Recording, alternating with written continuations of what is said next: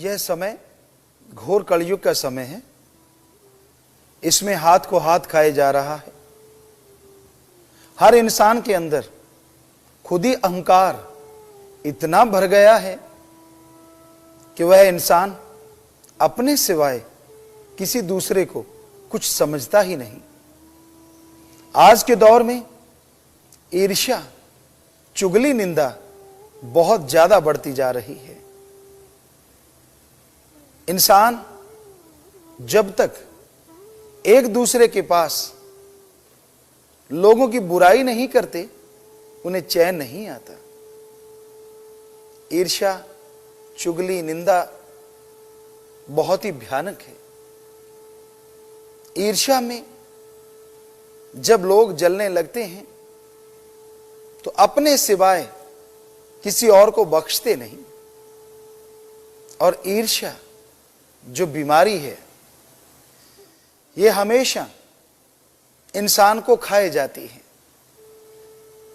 जिस तरह गिल्ली लकड़ी है, उसे आग लगाती जाए वो सुलगती रहती है, वो पूर्णतः जल के राख नहीं होती। उसी तरह आज का इंसान है। जब ईर्ष्या नफरत में जलने लगता है, चुगली निंदा करके तड़पने लगता है, गिल्ली लकड़ी की मानंद वो जलता चला जाता है। लकड़ी जल कोयला भई और कोयला जलवयो राख। ईर्ष्या में इंसान ऐसा जलो, कोयला भयो न राख। जिस तरह सूखी लकड़ी जब जलाई जाती है तो उसका कोयला बन जाता है, और कोयला जलाया जाता है तो वो राख हो जाता है। लेकिन इंसान ईर्ष्या में ऐसा जलता है, ना वो कोयला बनता है और ना ही राख, वो जलता चला जाता है। पुराने समय की बात है, एक संत एक फकीर की कोई सेवा करता था, और वो रोजाना सेवा पे समय अनुसार आया करता था। संत उसमें बहुत खुश थे, लेकिन संत यह भी जानते थे कि वह आदमी बहुत ईर्ष्यालु है। संत उसे बहुत कुछ देना चाहते थे, लेकिन साथ में उसके स्वभाव के बारे में जान के थोड़ा चुप रहते थे। लेकिन उस इंसान ने बेइंतहा सेवा की, इंसानियत की, भगवान की औलाद की। तो संत खुश हुए, कहने लगे, बोल बेटा क्या चाहिए? कहने लगा, जी कुछ ऐसा दे जाइए जो मैं मांगूं वो पूरा हो जाए। संत समझ गए कि यह क्या चाहता है। संतों ने उसे एक मंत्र दिया कि तू जो भी चाहेगा इस मंत्र का जाप करना, और उसके बाद वह सामान मांग लेना। जो तू सामान मांगेगा तेरे पास आएगा, लेकिन पड़ोसी के पास दुगना आ जाएगा। वो खुश हो गया कि मुझे क्या दिक्कत है, पड़ोसी के पास आएगा तो आने दीजिए, मुझे तो मिलेगा। वो घर गया, सारे परिवार को बुलाया, कहने लगा, आज गुरुजी ने मुझे एक ऐसा मंत्र दिया है जिसका जाप करूंगा, उसके बाद जो भी मांगूंगा मिल जाएगा। सारा परिवार जन कहने लगा, फिर तो ऐसा कीजिए, सबसे पहले 36 प्रकार का भोजन मंगवा लीजिए। सुना तो बहुत है कि 36 प्रकार का होता है, खाया नहीं। तो उस आदमी ने कहा, अभी लो। मंत्र का जाप किया और मांगा कि 4-5 थाली 36 प्रकार का भोजन आ जाए। तो उसी समय वो 5 थालियां सामने आके टिक गई। बहुत अच्छे पकवान, खुशबू आने लगी, सारा परिवार खुश होने लगा। पर अचानक पड़ोसी की आवाज कानों में आई। वहां शोर शराबा हो गया, शोर मच गया। दौड़ के देखने गया क्या हो रहा है। क्या देखता है, खुद के तो 5 थाली आई हैं, पड़ोसी के 10 आ गई। बड़ी मुश्किल हो गई, बड़ी तकलीफ हो गई। अरे भक्ति करता मैं मर गया, सेवा करता मैं मर गया, और ये बैठे बैठे ऐश ले रहे हैं, ये क्या हुआ। उसने सोचा अब क्या करूं। भोजन खाने तो लगा पर स्वाद नहीं आया, क्योंकि ईर्ष्या की आग जल उठी। और संतों ने जब यह वचन किया था कि भाई तू जो मांगेगा तेरे को मिलेगा, लेकिन पड़ोसी के डबल हो जाएगा। लेकिन एक बात ध्यान में रखना, अगर किसी का नुकसान करेगा, साजो सामान का, शारीरिक तौर पे, तो किसी का नुकसान नहीं होगा, तेरा जरूर हो जाएगा। तो ये वचन उसे याद आए। फिर सोचने लगा, चलो कोई बात नहीं, मुझे तो खाना मिला ना। फिर खेत जाना था। ख्याल में आया मेरे बैल हैं, बहुत कमजोर हैं, चलो मंत्र का जाप करता हूं, अच्छे बैल मांग लेता हूं, खेती बाड़ी के लिए सही रहेगा। उसने मंत्र का जाप किया और यह कहा कि 1 जोड़ी बैल अच्छे आ जाएं। बस कहने की देर थी कि बैलों की 1 जोड़ी घर में आ गई। भाग के पास गया, हाथ मारा ही था, पड़ोसी के शोर मच गया। क्या देखता है, खुद के तो 1 जोड़ी आया, पड़ोसी के 2 जोड़ी बैल खड़े हैं। सारा परिवार किलकारियां मार रहा है। गुस्सा आ गया, ईर्ष्या की आग और धधकने लगी और जलन महसूस होने लगी। कहने लगा अब नहीं मंत्र पढ़ूंगा। गुरुजी से मंत्र में लाया, फायदा ये दुगना उठा रहे, ये मेरे हजम नहीं होता। अंदर ही अंदर जल भुन गया। परिवार वाले कहने लगे अब मंत्र तो तेरे पास आ गया, फिर टूटे मकानों में रहना जरूरी है क्या। अरे मांग, अच्छे से महल मांग, मांग अच्छी चारपाई, अच्छा रहन सहन मांग, सुंदर मकान आ जाए। उसने मंत्र का जाप किया, बस कहने की देर थी, महल बन गया। सारा परिवार खुशी के मारे नाचने लगा।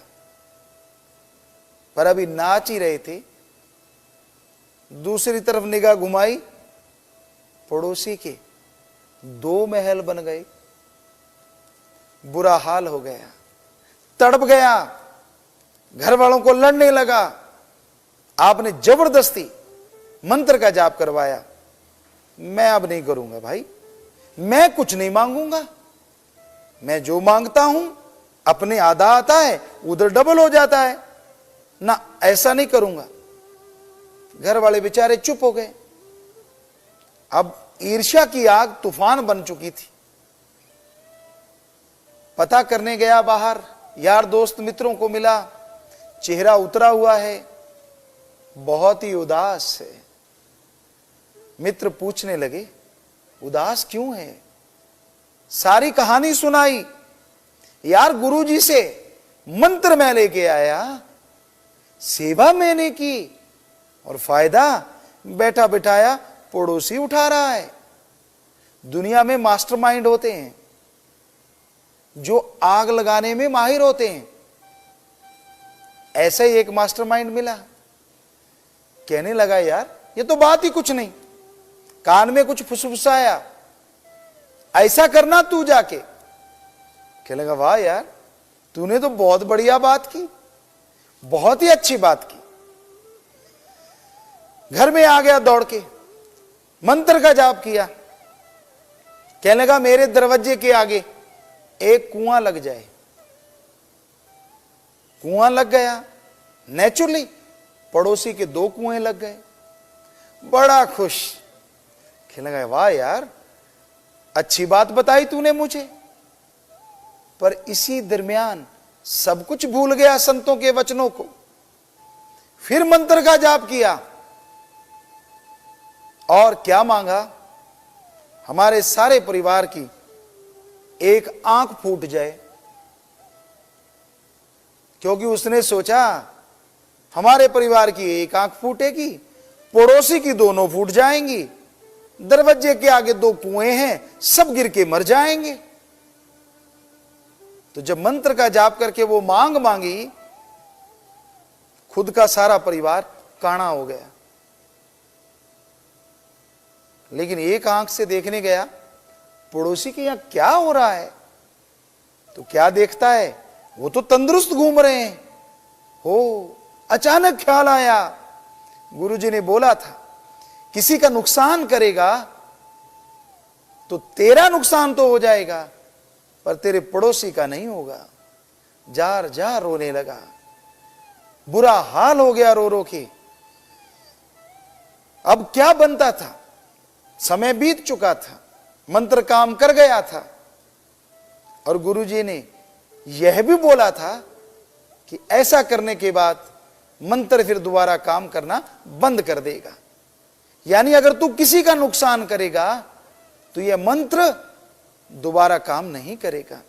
वो बात भी याद आ गई। अब रोने धोने के अलावा और कुछ भी पल्ले नहीं था। तो यह है ईर्ष्या का कमाल। ईर्ष्या में लोग जलते रहते हैं। तो ईर्ष्या बुरी बला है, बहुत ही भयानक बीमारी है। जिसको यह रोग लग जाता है उसको ना रात को ना दिन को चैन आता है। हमने लोगों को ऐसे होते देखा। उदाहरण के तौर पे 2 दुकानें लगभग इकट्ठी हैं, या यूं कहिए आमने सामने हैं, सभी सामान एक जैसा है। एक दुकान पे ग्राहक बहुत ज्यादा आ रहे हैं और दूसरी पे कम आ रहे हैं। तो जिस पे ग्राहक कम आ रहे हैं वो रोता है, मेरे ग्राहक कम क्यों आते हैं। जिसके ज्यादा ग्राहक आते हैं वो मीठा बोलता है, प्यार मोहब्बत का व्यवहार करता है, चिड़चिड़ापन नहीं है उसमें। और जिसके कम आ रहे हैं वो तुनक मिजाज है, छेड़ने की जरूरत नहीं, यूं लगता है जैसे पेट्रोल पे आग डाल दी हो।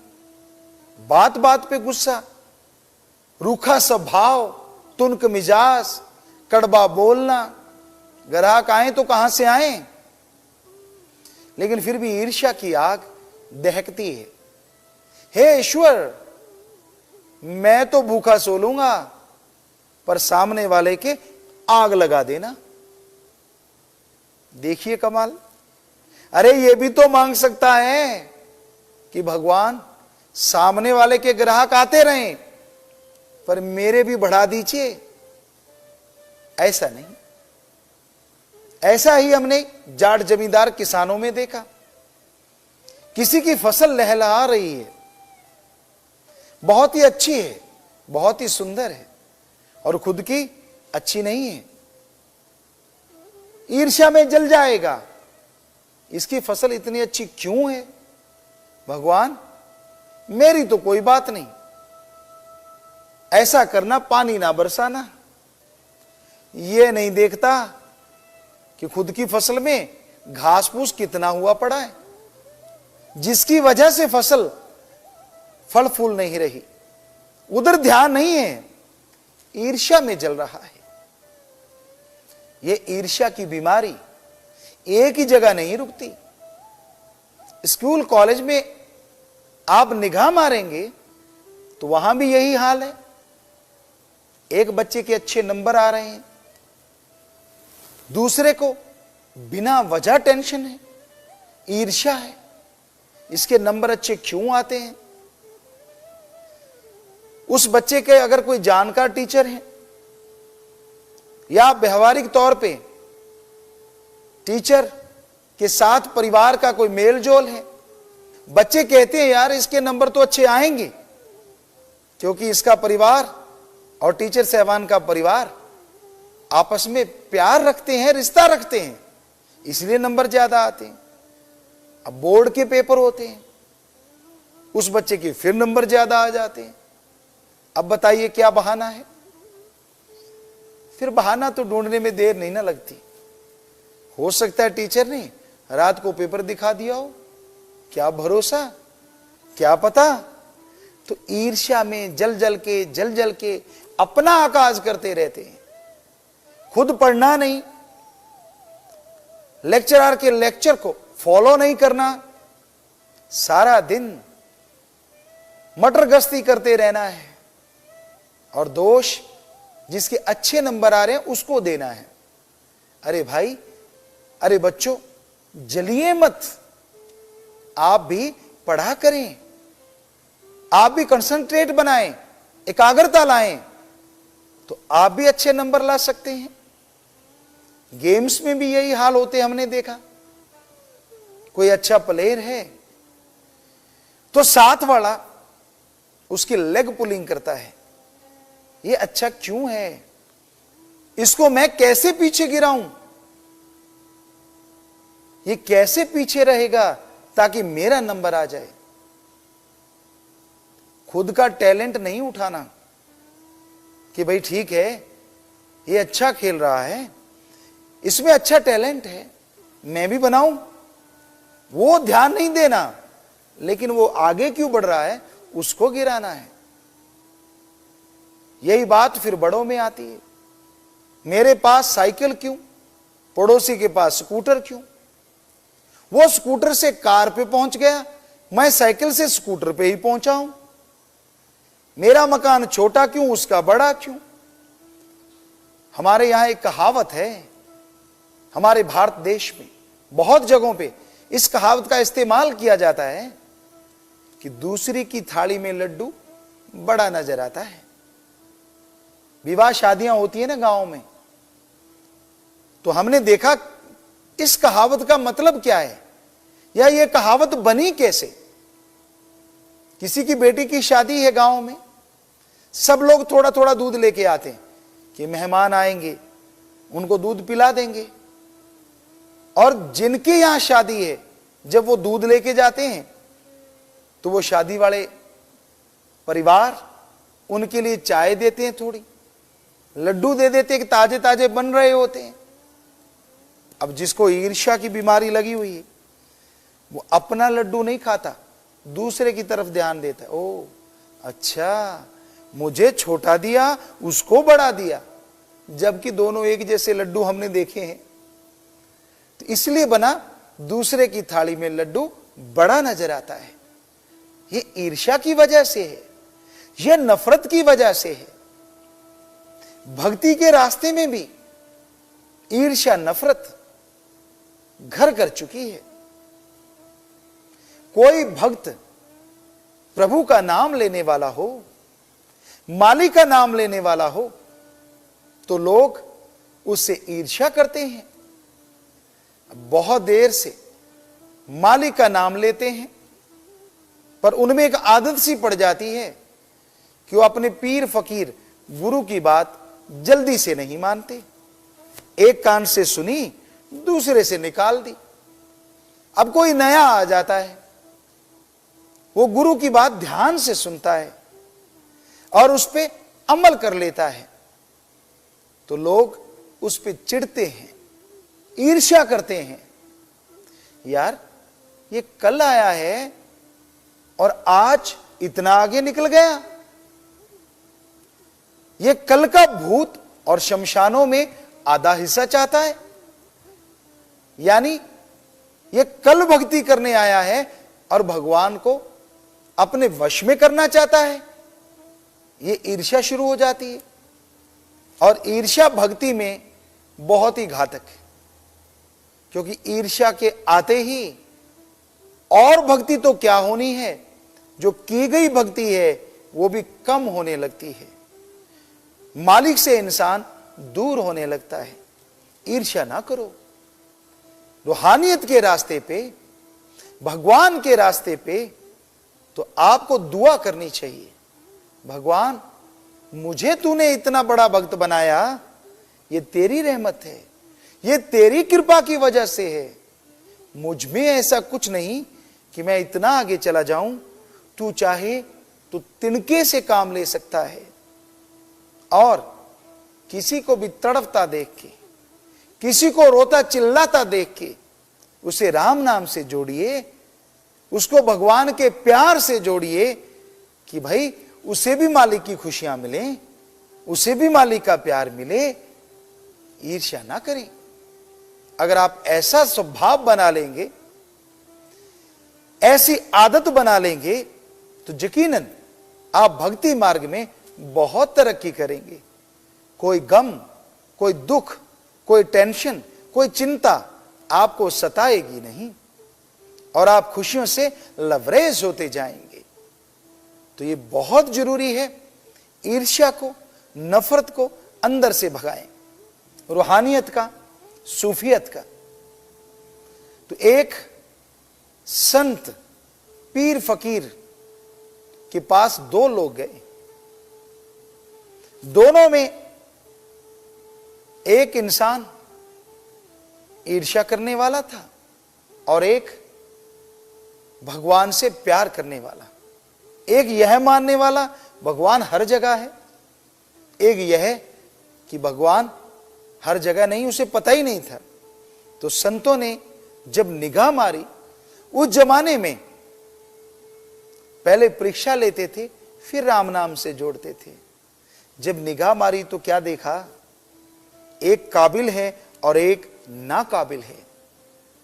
तो संतों ने उनको शरेआम तो नहीं बोला, एक बटेर दे दिया, दोनों को एक एक बटेर, एक उसको एक उसको, जाओ ऐसी जगह इनकी गर्दन दबाना, इतनी दबाना कि ये बेहोश हो जाएं। दोनों चले गए। एक तो तुरंत आ गया, कहता लो जी आपका बटेर। कहने लगे आप इतने जल्दी आ गए? कहने लगा जी मैं तो झाड़ियों में गया, निगाह मारी, कोई देख नहीं रहा था, गर्दन दबाई, ये बेहोश हो गया, ये लीजिए अपना बटेर। कहते दूसरा ईर्ष्या में खुश होके कहने लगा वो तो जी अभी आया ही नहीं, उसने क्या आना है, आप मुझे राम नाम दीजिए। संत कहने लगे थोड़ा इंतजार करो। थोड़ी देर के बाद वो इंसान भी आ गया। संत कहने लगे भाई ये तो बड़ा जल्दी आया, तूने इतनी देर लगा दी। कहने लगा गुरु जी मैं बटेर को लेके गया, झाड़ियों में जब मैंने बटेर की गर्दन दबानी चाहिए, ख्याल आया यह मुझे देख रहा है, मैं इसे देख रहा हूं, और आपने कहा था वहां गर्दन दबाना या कोई ना देख रहा हो। फिर मैं इसे और आगे ले गया, इसका मुंह दूसरी तरफ कर दिया, गर्दन दबाने ही वाला था। अचानक ख्याल आया भगवान तो हर जगह है, भगवान तो मुझे देख रहा है, तो इसलिए गुरुजी मुझे माफ करें, ये लीजिए अपना बटेर। मैं इसे बेहोश नहीं कर सका क्योंकि भगवान तो हर जगह देख रहा है, और आपने शर्त रखी थी या कोई ना देख रहा हो वहां गर्दन दबाना, तो मैं गर्दन नहीं दबा सकता। तो गुरुजी बड़े प्रसन्न हुए, उसे छाती से लगाया और उस ईर्ष्यालु को बोले तू तो ईर्ष्या से भरा हुआ है, तू तो नासमझ है, तुझे इतनी समझ नहीं कि भगवान हर जगह देखता है, तो भगवान की भक्ति क्या करेगा, इसलिए तुझे गुरु मंत्र नहीं मिलेगा, हां ये काबिल है इसे मिलेगा। तो इसलिए ईर्ष्या में पड़ के अपनी सारी खुशियां बर्बाद मत करो। कभी टेंशन ना लो, कोई तरक्की कर रहा है उसकी तरक्की में खुशी मनाइए, क्योंकि उसकी खुशी मनाने में क्या पता भगवान जी